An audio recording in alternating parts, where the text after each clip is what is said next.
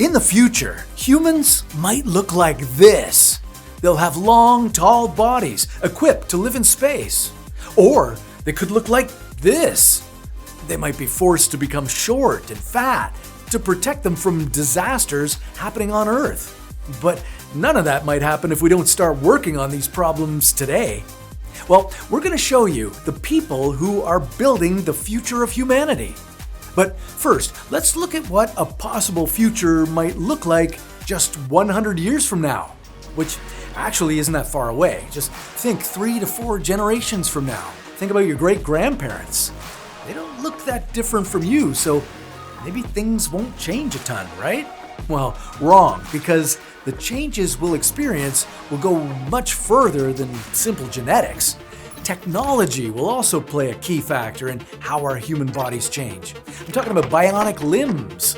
Today, prosthetic limbs are largely used by people born with congenital deficiencies or amputees, people who may have suffered horrible accidents or injured soldiers. But in the future, this technology might be used by anyone for enhanced performance. Soldiers might be equipped with an exoskeleton that allows them to lift cars. As the technology of bionic limbs gets faster, more nimble, and smarter, even civilians might want to get a mechanical upgrade. And it's not just limbs that will go bionic. As medical device companies crack the code, we might start getting fit with bionic organs too. Your pancreas, your eyes, your heart, all might be non-organic. And maybe the smartphones will be the control center, tracking how your bionic organs are functioning and delivering upgrades. Maybe we'll order up a boost whenever we need to perform an amazing physical feat, like running a marathon, or even running a half marathon, or just a fun run. And if one of these bionic parts breaks down, well, we'll just pop into the body shop around the corner, get it fixed. You might also want to insert a brain chip that fuses your brain's gray matter with silicon. The mind meld is already underway. DARPA, the US military's Defense Advanced Research Projects Agency, recently put a chip inside a man's brain, which gave him an incredible new ability. With the help of this chip, he could telepathically control a number of drones. A more commonplace use of a brain chip might be to give us an enhanced photographic memory or instant access to vast amounts of data. Imagine being able to Google anything without pulling out your phone. But these neural chips could go above and beyond just regular data and news articles. You might be able to design your own senses. Yeah, what if you had an antenna implanted in your skull that gave you the power to hear color waves? Yeah, you could hear sounds when your brain picks up ultraviolet rays and infrared light. Or you might be able to detect vibrations in the earth and be able to predict earthquakes. As our minds fuse with machine intelligence, it's possible that this becomes a two-way street. The chip gives us access to unlimited data and new senses, but then humans can also upload their thoughts into the chip. I'm talking a complete merging of our gooey, pulpy brains with cutting-edge neural implants. I've got at least 16 megabytes of info in this thing. But then something even more mind-blowing might happen. We could connect all the neural chips. Then multiple humans could be part of one interconnected neural network. Welcome to the hive mind. Some friends of ours have been developing real working prototypes of futuristic gear you've only seen on the big screen. I'm talking real-life Iron Man suits, actual lightsabers, and exoskeletons that give you superhuman strength. Sounds impossible, right? Well, we sent our reporter Rose to their headquarters to see it all in action. At Hacksmith Industries, we take fictional ideas from comics, movies, and video games, and then we make real working prototypes. Things like Iron Man tech and lightsabers. These are YouTubers who are engineering the future of humanity. They made me realize that the future is a lot closer than we think. This trip was mind-blowing. I got to play with a lightsaber, cool, a Hulkbuster, even a power loader. Hi, Peter! Check this out!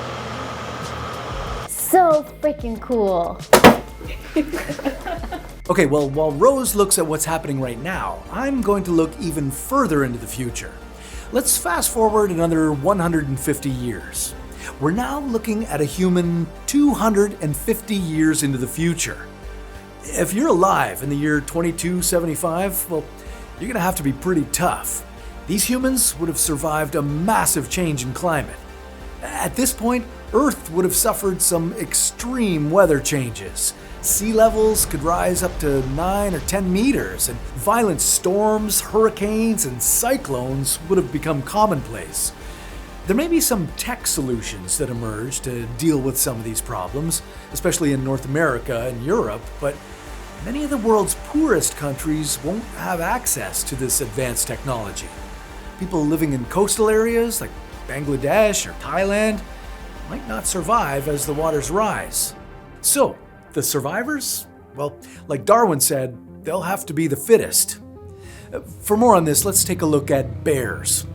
First off, we see that the biggest ones, the polar bears, live near the North Pole in the Arctic. Moving south, the closer we get to the equator, the smaller the bears get. That's because small bodies are better at staying cool. With the world warming up, any humans that can keep themselves cool will have a survival advantage. So humans will likely become a little smaller, reversing an earlier trend of getting taller. That trend completely bypassed me. In addition to getting smaller, more slender bodies, humans might have long, gangly limbs. Well, these will help to cool the body since they have more surface area. And in a warmer world, well, hearts don't have to work as hard to pump blood to keep the body warm. So hearts might get a little smaller. And don't worry, we'll still have Valentine's Day, just in a size 0. But while some things are getting smaller, other things are getting bigger. Talking about your ears. Human ears might get a little larger as a way to dissipate heat. And noses, which were once long and narrow to help heat up air before it entered the body, well, they may get smaller and wider. So Ian, tell me what we're doing here. Well, we have a real lightsaber. Hacksmith's gone through tons of different versions of these lightsabers. They've had one like this. We started with a steel rod with a heating wire wrapped around it. And even this one. And then from there, we come to this version. This is like the lightsaber of my dreams, but also pretty dangerous. This is basically a pipe bomb. Cool, that's really safe to hear. Yeah. It's also not ready yet, but despite the sketchiness, maybe the only way to know if these sci-fi ideas are actually possible is to try them ourselves. We're about to burn through metal. This thing felt like magic. 4,000 degrees Fahrenheit, burning hot, dangerous, magic. I couldn't help but feel like an actual Jedi. I even got to cut through some glass. But wait, how does all this work? Well, in Star Wars, the lightsabers work a little bit differently. They're activated by a magic crystal that can cut through almost anything instantly. The blade is also contained plasma that's stabilized through a magnetic field. What you're seeing here from Hacksmith is more of an open plasma flame, one that's powered by a separate liquid propane and oxygen tank. And despite it being incredibly hot, I noticed the lightsaber still takes some time to cut through objects like metal and glass. And there's no way it could cut through a human arm like this. The reason why is pretty simple. Even if something is incredibly hot, it still requires sustained contact and time to cut through. In the case of a human arm, it would be cutting through things like water, bone, and muscle. That's a lot of stuff. And with a blade this size, it still takes some time. So how do you make lightsabers like this a reality? Well, based off what we see in the movies, we're looking at a lightsaber that's about 36,000 Fahrenheit. That's hotter than the center of the sun. Powering something like that would require us to invent new materials that could survive at these kinds of temperatures. So getting a lightsaber that hot is pretty unrealistic, at least where things stand today. But that doesn't mean we won't get close. Hacksmith is working to get their lightsabers smaller and more portable than ever before. They even have a little baby one you could buy. I think I like the big boy better. And they seem pretty hopeful for the future. We see a future where we build real working lightsaber. I'm not sure how commercially available they will be, but Or legal. yeah, we are working on real lightsaber technology, and we'll get to that. Even though they might not be what we see in the movies, they're pretty darn close. So Peter, as you're looking 500 years into the future, are lightsabers a part of it? Okay, let's jump a half a millennium ahead. It's now the year 2525. Humans could have chips in their brains to enhance their memory. But it won't just be fancy tech doing all the heavy lifting. We might be able to change our bodies on a molecular level. At this point, you're no longer at the mercy of your genes, waiting for your body to evolve. Gene editing and sophisticated molecular techniques will be in use, creating human bodies with better traits. You might have heard about this technology. It's called CRISPR, and it's a technique to edit the makeup of your DNA or to swap out bad DNA for good DNA. And think of a pipe that has a section that's rotting. You can fix it by cutting out the rotting part and replacing it with strong new piping. Well, CRISPR is a bit like that. Unhealthy genetic material is removed and replaced by healthy DNA.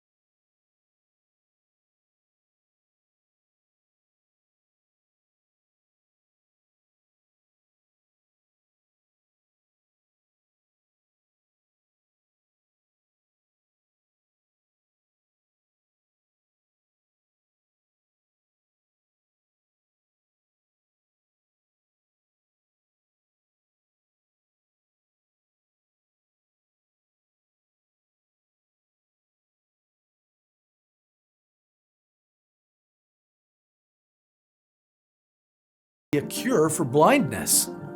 Today, governments have put guardrails around what CRISPR can be used for, but it's possible that 500 years from now, the picture will be very different.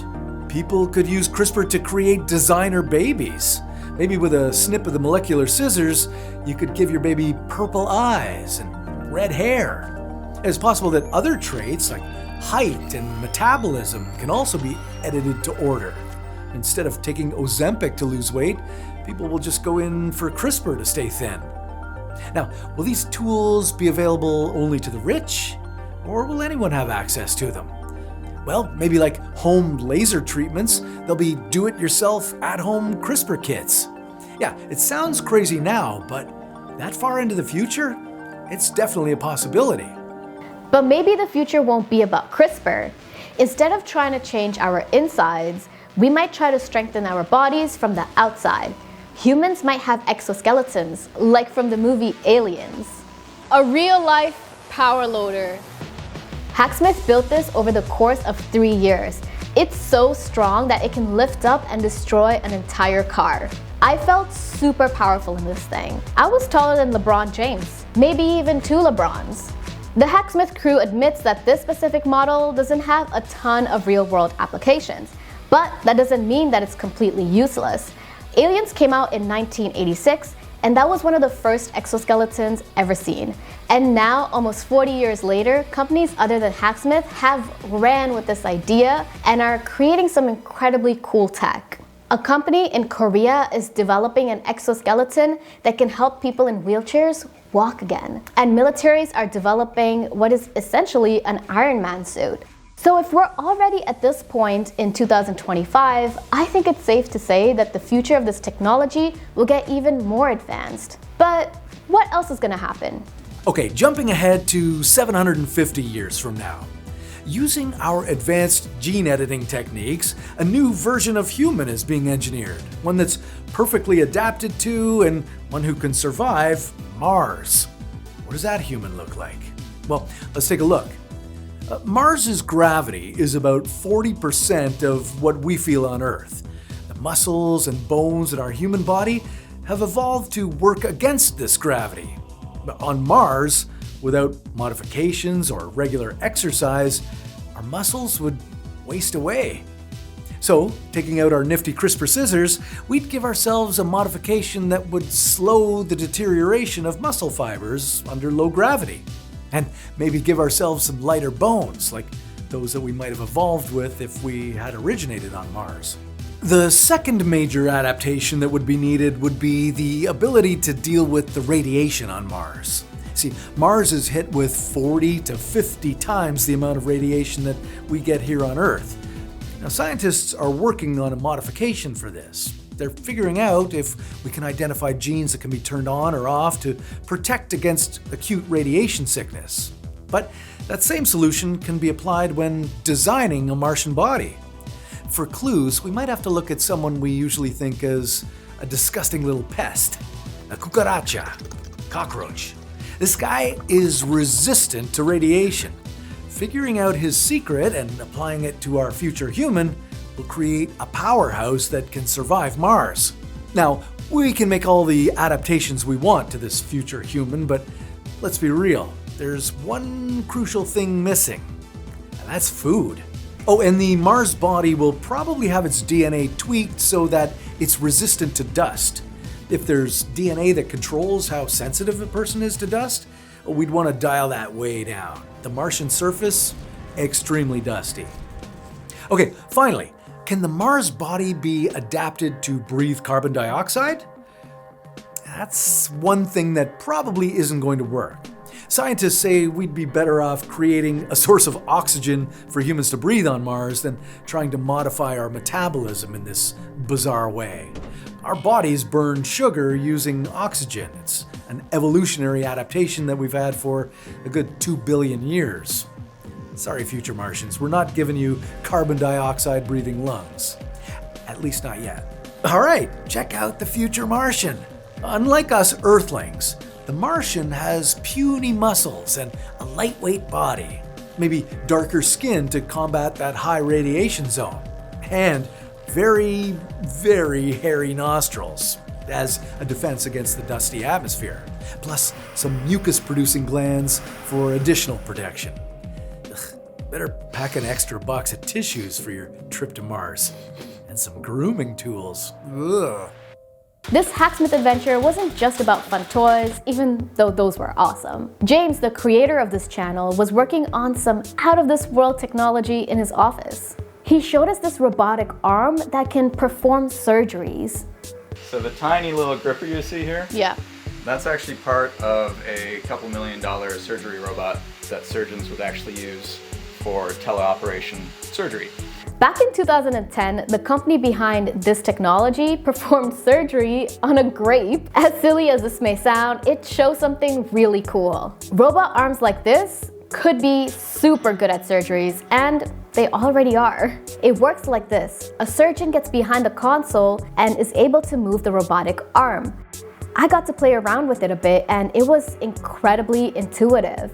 It would take my exact movements, but then put them on a smaller scale, allowing me to be much more precise. I also didn't have to worry about my hands shaking. The consequences of this becoming more mainstream are massive. Eventually, we could get to a point where people aren't even doing surgery anymore. Robots have gotten so good and so precise that it wouldn't make any sense having shaky human hands performing heart surgery. In the future, people could buy surgical robots and just program them. They can scan their body. DIY plastic surgery. Yeah, and just tell do your a little robot what you want. BBL at home. But James might have some other ideas on how this tech is used. Like, everyone always thinks about the apocalypse where, like, there's lots of survivors, but what happens if you're the only survivor? If I was the only survivor, I'd need to know how to do surgery on myself. True. But it's probably really hard to do surgery on yourself. I know some surgeons have done it. But if you're wearing VR goggles and you can disassociate from your body and control a robot, I think it's possible. Okay, that's all fine and good, but let's see what happens 1,000 years into the future. Science will have all the tools needed to create the perfect human. What features will they have? Well, our future human will have features designed to survive something devastating. Meet crash-proof Graham, who can survive a car crash. But this body wouldn't just be used for car crashes. could be used to survive anything: tornadoes, earthquakes, maybe even asteroids. This human in the year 3000 will have a brain protected within a bigger, thicker skull, with a protection cushion of additional fluid and ligaments holding the brain in place. A short, thick, strong neck can protect against whiplash, where the head jerks rapidly back and forth. Okay, it may not be what we in the 21st century find the most attractive, but to 30th century bionic eyes, this would be the mark of a survivor, one whose neck vertebrae can withstand any situation. This future human will also have super strong ribs to protect the heart and lungs, and a thick skin that would be resistant to cuts and injuries, because this human would have survived multiple climate disasters like hurricanes, tornadoes, evolving skin that protects against getting injured again and again. The joints of the future human will be able to fold in new and different ways too. Today our joints only bend in one direction. That makes us more prone to injury, but 30th century humans may have joints that can bend any which way, making us extremely flexible. In addition to fewer injuries, pretty sure that would allow us to invent some new and cool yoga positions. How about backward bending dog? Ugh. Now, future humans won't just be made crash-proof. There's a whole host of problems with today's human body that we'd get to fix in the future. We can borrow a few tricks from Dr. Alice Roberts, who has some ideas about improving the natural evolutionary process. 30th century humans could have eyes like an octopus without that pesky blind spot. In the future, we'll get the full picture.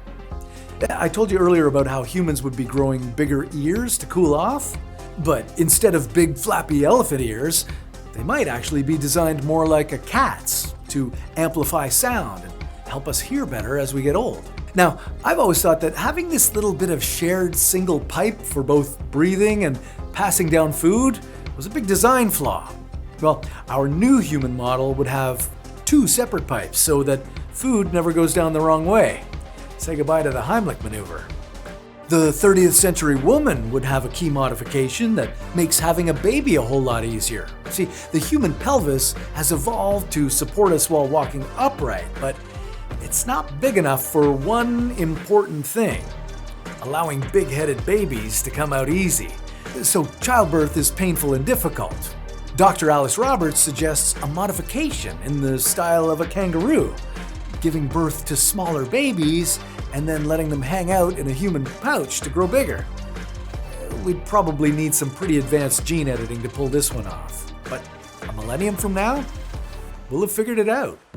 Now, as the planet gets hotter, humans may adapt by getting a bit darker to protect ourselves from UV rays.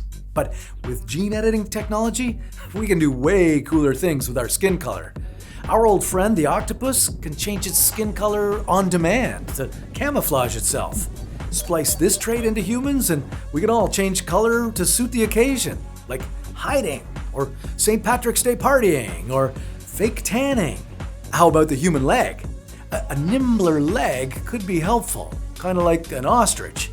Scientists would tweak our DNA to make the lower leg less muscly and make the feet light so we'd be incredible runners.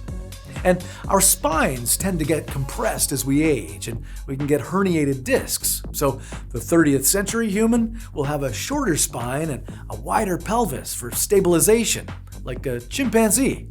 And some of our internal hardware will also undergo a rewrite.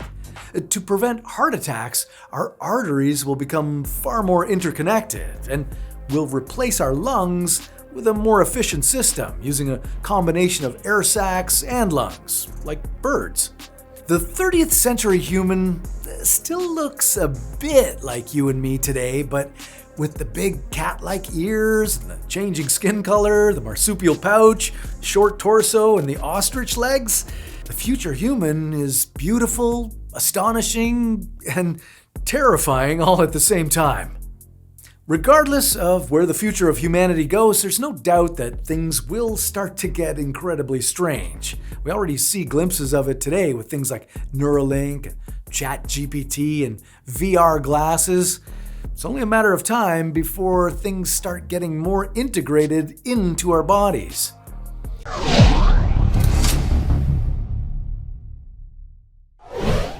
1,000 years into the future, humans might look like this. This is Mindy, a model that shows what we humans might look like in the year 3000. Equipped with a hunched-over back, claws, and a smaller brain, Mindy has adapted this way primarily due to technology and cell phones. But this is just a start of a potential evolutionary journey of the human body. Let's travel 1 million years into the future to see the even crazier ways our bodies will evolve. Super strength, giant eyes, and edited genes are all things you might see later in this episode. But why are we getting all these traits anyway? Well, more on that in a second, but for now, let's check in and see what the next phase of evolution is for humans. 5,000 years into the future. Okay, we're now several thousand years into the future, and in many ways, humans would look relatively similar to how we do now. Yeah, if we look 5,000 years into the past from where we are today, well, humans look basically the same. The main differences are that, well, we're now healthier, taller, and stronger. This is primarily due to how our diet, healthcare, and lifestyle have changed throughout the centuries. This is speculation, but you can assume that a lot will have happened 5,000 years into the future. Changes that include space travel and massive advancements in technology and AI. And how we look all depends on where humans decide to live in the future. If humanity becomes an interstellar civilization, well, we might look like this. And if we stay on Earth and go all in on AI, well, humans might look more like this. So we'll explore a couple of options as we move through the years. The generations of humans who decide to go to Mars will notice the most significant changes. Mars's lower gravity would lead to less bone density and muscle mass. But the change in gravity might also lead to increased height and longer limbs. And there'll be a lot more changes coming up, but for now, let's take another jump into the future and check on some other options for human evolution. You know, if you're wondering how we found out about some of the information in this video, well, you gotta check out CuriosityStream. We looked at a couple of documentaries to try and get a handle on the future of humanity. My favorite was one called How to Build a Human, and it explores the technology and ethics of building a human-AI hybrid, and how that may be closer than you might think. Then I ended up watching a bunch of other docs on a ton of different subjects: space, humanity, even military history. All accessible on my TV, my tablet, and my phone. If you like What If, you're gonna love CuriosityStream. They've got something for everyone and new content every week. And the plans start at just $5 a month. If you want to watch awesome docs and help out the channel, well, check out curiositystream.com/whatifshow or scan the QR code on screen. Use the promo code WHATIFSHOW for 25% off your annual subscription. 25,000 years into the future. It's safe to say that technology will play a heavy role in how humans evolve.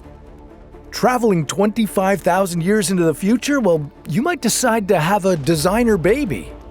Instead of creating life naturally and leaving so many things to chance, you would select various traits for who you want your baby to be.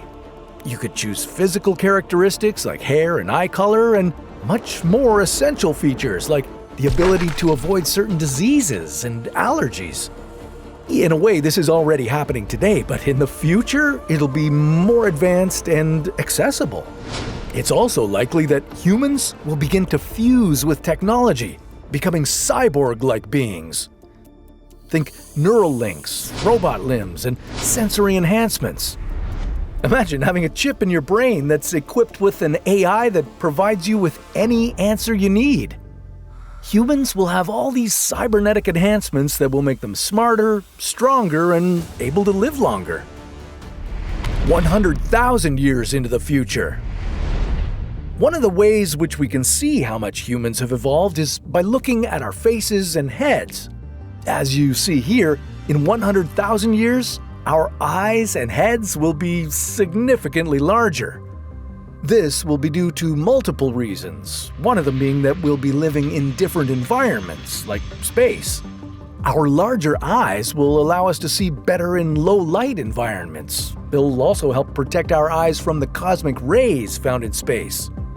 On Mars, along with bones becoming less dense and limbs continuing to get longer, residents there will need to develop some new survival traits to last this long.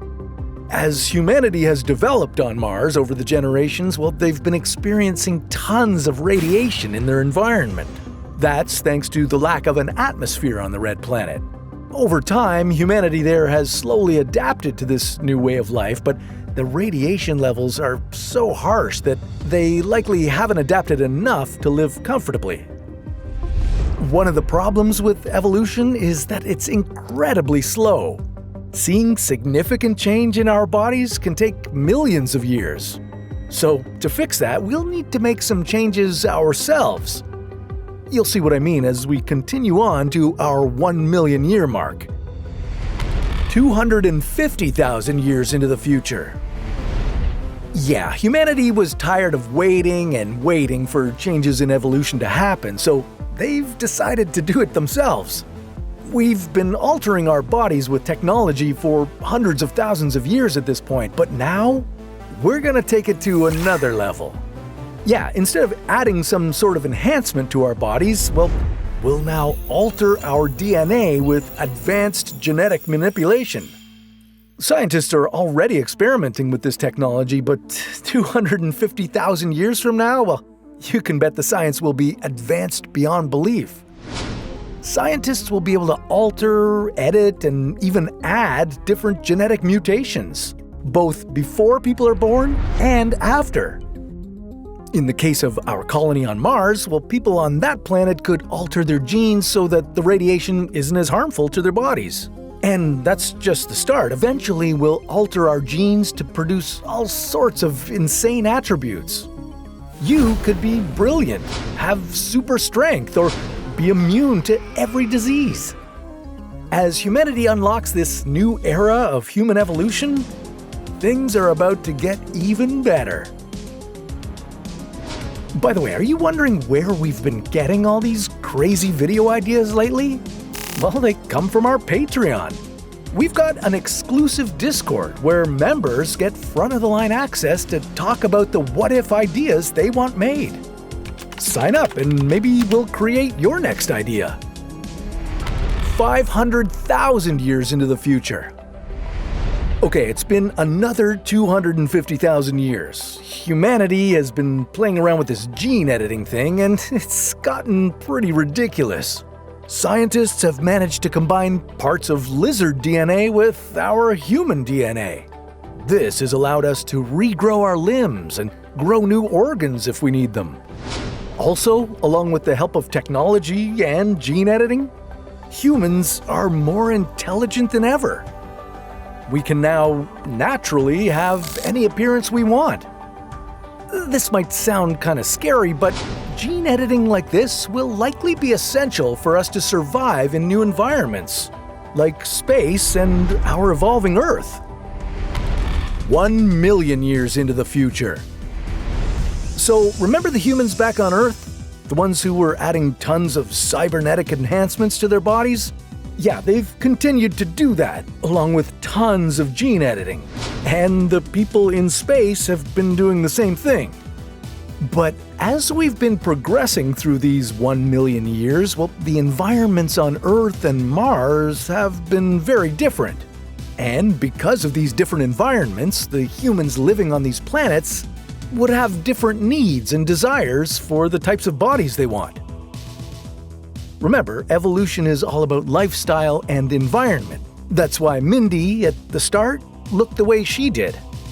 It's possible that the humans living on these two planets would be so different that they'd essentially be two completely separate species. Sort of like 50,000 years ago when there were humans on Earth at the same time as Neanderthals. But regardless of how they're different, it's likely that both types of future humans will be the most advanced species ever seen. We'll live longer, maybe forever, be smarter than ever, and be ready to take on whatever challenges the future holds.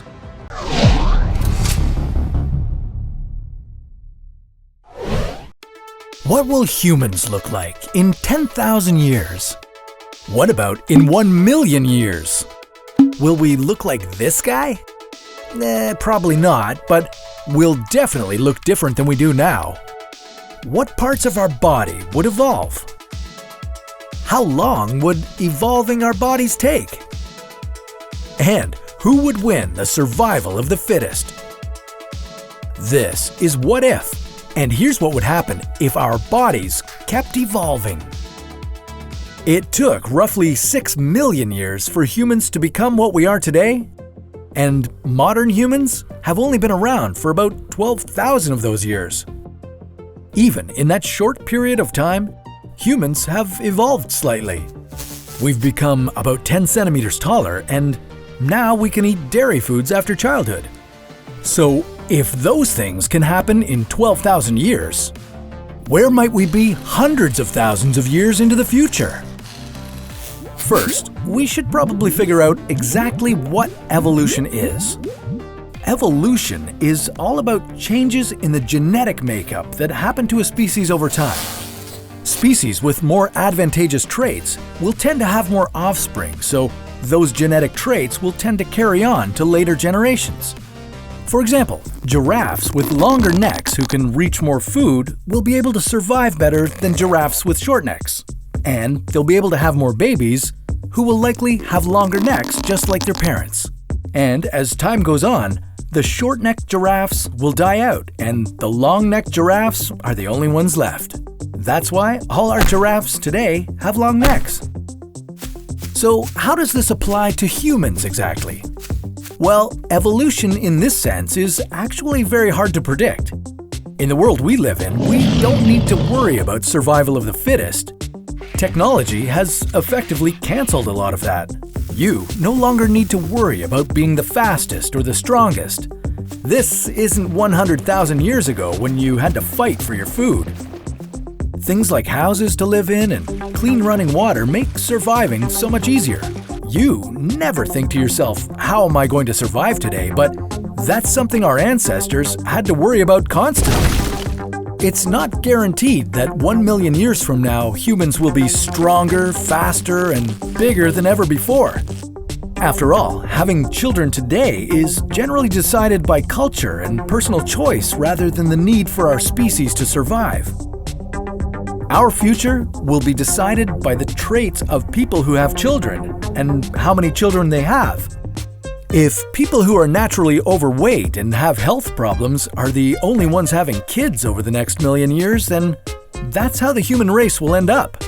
But we might not need to worry about any of these natural occurrences. Instead, we could become completely fused with technology before any of this happens. Cybernetic arms, brain chips, and laser eyes could all become possibilities. Not only that, but we also might be able to alter a baby's genes before they're born, completely getting rid of evolution altogether. This would allow us to get rid of diseases and any other genetic traits that might harm us. But if we didn't have this luxury and we had to evolve the old-fashioned way, there's a few things that might happen. We just need to look at how modern humans have evolved in the past 12,000 years. We know we've been getting taller, most likely due to nutrition, and that our brains have been getting smaller. But don't worry, we haven't been getting dumber. Our brains are actually becoming more efficient. So, in 1 million years, we might be incredibly tall humans with tiny heads. Does that remind you of anything? At the end of the day, human evolution is incredibly difficult to predict. That's because evolution is primarily based on our environment. And who knows what might happen to the Earth in the next 1 million years? We might need to evolve to survive fires, as the planet will become so incredibly hot. Ugh, I so hope I'm not around for that. Or, in the next million years, we might live on other planets, like Mars.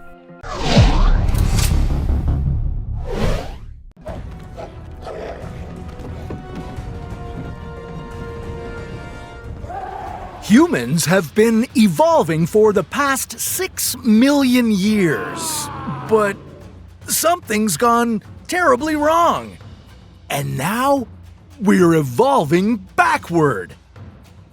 Once this process began, how long would it take for you to become an ape again? What does climate have to do with it? And why would society completely collapse? This is What If, and here's what would happen if humans evolved backward.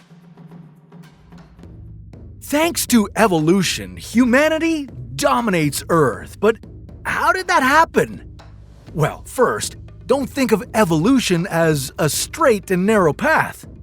Evolution happens through the process of natural selection. Over millions of years, organisms adapt to their environments by developing the traits needed to keep them alive. The life forms that don't adapt die.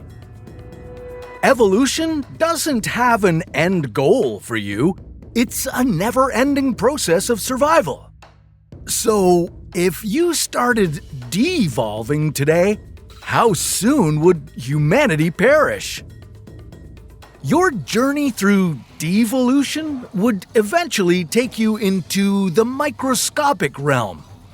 It should take billions of years for you to get there, but for the sake of our scenario, we're going to speed this process up.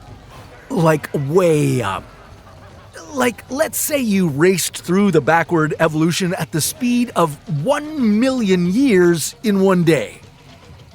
Well, before you shrunk out of sight, your body would stretch to new heights. Well, that's good news for my short kings out there. In just 1 hour, you would grow to around 1.8 meters tall. Your jaw and teeth would also expand, and your brain size would increase massively. Yeah, that melon of yours is getting huge. You just devolved back into Homo erectus, humanity's long-extinct cousin. And these changes would have major consequences on your life. Another 2 minutes and you'd lose brain capacity. You'd forget how to hunt or farm. From now on, your diet would be limited.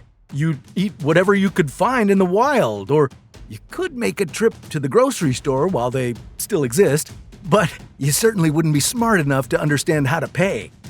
Clothes would be a thing of the past now. You'd be letting everything hang free.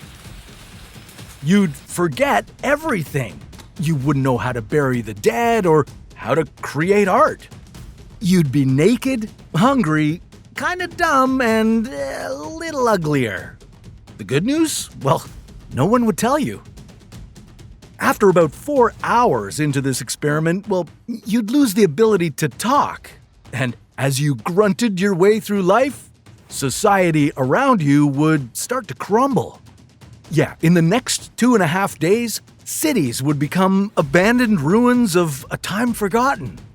Instead of living in these buildings, you'd prefer roughing it in huts.